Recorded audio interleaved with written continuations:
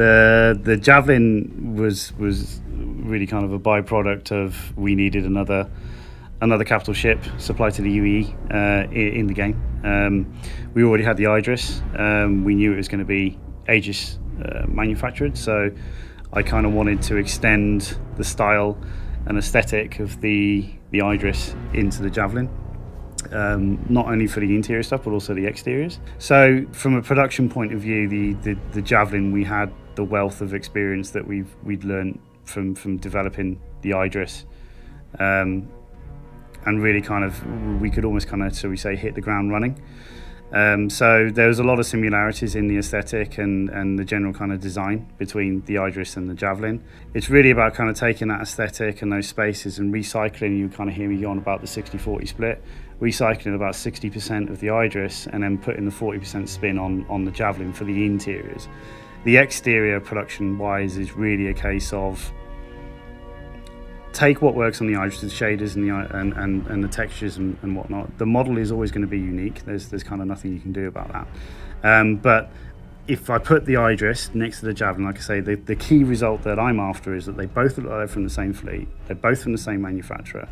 And really the production cycle of the Idris is pretty much the production cycle of the Javelin. They both go kind of hand in hand. When we started the Javelin, it was the first thing you have to do is the floor plan. We have to go through all the stuff that we need. So you've got the gravity drive, the reactors, mess hall, barracks. So you have to kind of think about these things from the ground up when you're planning the interior layout of the ship. And what I'm really pleased about with the Javelin is that we managed to get 3 concise decks kind of planned out. So if you look at the ship from the side, the lower decks are engineering. And it's kind of very hot and sweaty and a workman's kind of place, right? And then you hit the mid decks, which is habitation, and that's, again, it's no mistake. You kind of first class on a Boeing is up front. There's no engine noise and stuff. The middle of the Javelin theoretically would be the quietest area of the ship. So that's all kind of laid out correctly. And then you go to the top deck, which is the technical area. So you've probably heard me talk about like the archetypes before, which is technical, engineering, habitation and medical. If you look at any kind of section of the Javelin from any angle, you can see clear, concise breakouts of those archetypes. They've all got their place, like an architect's designed it properly, right? And that's what you get from the Javelin, which I'm really pleased about, because then it means that you get this clear, concise cut between habitation, between engineering and between technical. Whereas some of the other ships, they kind of have fallen a bit where you'll go from a technical area into a habitation and back into a technical area. That doesn't happen on the Javelin. It's extremely like per deck.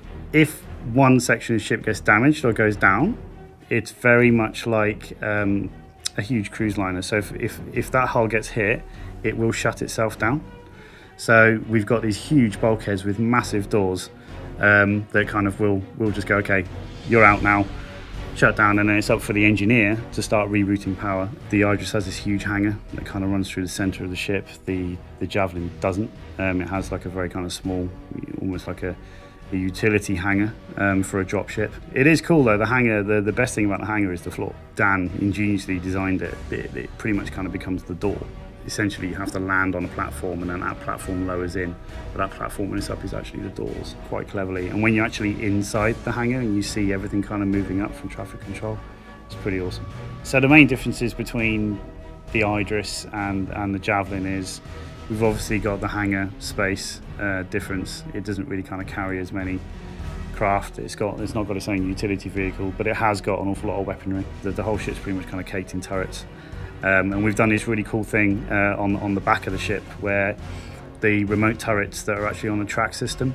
At the moment when you're flying towards a ship, you kind of don't know if a turret's in operation or not, unless it kind of goes down inside the hull or something like that. And not a lot of our remote turrets do that.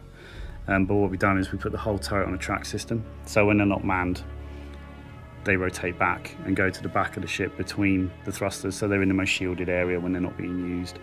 But that way, as a player, when you're approaching one of these things, you know if it's got its turrets up in defence or not. These huge things have gone way past just being a very pretty asset.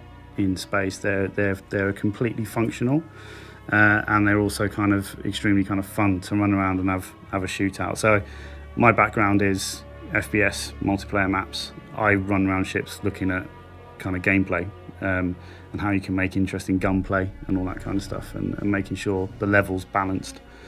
On the ship production side of things, we've got to keep quite a few people happy. So obviously there's the backers who you know, without them none of this would happen, so we have to kind of take their feedback on board. We done the Big Guns trailer back in November, I think it was for CitizenCon, or around about that time. The ship has gone through a couple of design changes on the exterior since it first went out, simply because in the UK we have a habit of making things bigger, which has a domino effect to everything, which is certainly the case on this. There was a specific shot in that video that I'd done, and Toby done that one actually, and it showed the bridge, and of course there's a crossbar across the bridge, and it kind of was blocking the captain's view if he would have to get to a certain point in the bridge to kind of see. So we saw the feedback on the forums, and we've gone back and remedied that, and we've taken that as an opportunity then to actually kind of generally just make the ship's bridge kind of feel a lot more kind of tangible, a lot better. And we've also got the cutscenes going in now for that stuff for Squadron. So with Hannes and myself, we're looking at it and how we can flood as much kind of natural light into these areas. So there's some very kind of cool windows that are turning up, and the Javelin is actually kind of far more so than the Idris has far more exterior views throughout the whole ship. I've actually put quite a significant amount of man hours into it, not myself, but focus has shifted onto it, because we're at the point now where I pretty much kind of want to support design for the Squadron 42 side of things. And for us to be able to do that, the ship needs to be at a certain kind of point, okay? Because the Javelin plays an integral role for a part of Squadron, which I can't talk about, but yeah, it's pretty cool. We have to work with the writers on a daily basis. It's never as black and white as the writers will, kind of write something, we make it. It's very much a kind of a 50-50 thing. There's a lot of backwards and forwards. So, we may end up kind of blocking out a new area, and then that may kind of feed back into the script somehow, and into the writers doing something far more creative than what I would originally have kind of thought about. But it also works the other way.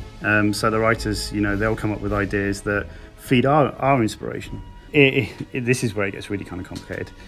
So from an art production side of things, we hand the ship off to tech design. Tech design are then going to go and do their pass with obviously the balancing of the weapons, the balancing of the thrusters, the maneuverable thrusters. But then also with this, as I mentioned, it plays an integral role in Squadron. So the design team on Squadron are also kind of expecting a certain version of it, which we need to produce as well, off the back of the PU version that's put together. It's just this kind of thing about kind of making a game or making an IP or anything along that lines in this industry is it's a very human thing that takes a lot of people from a lot of different disciplines to kind of get on and work together, and that's just a real kind of small part of that. It's challenging, but it's massively rewarding as well.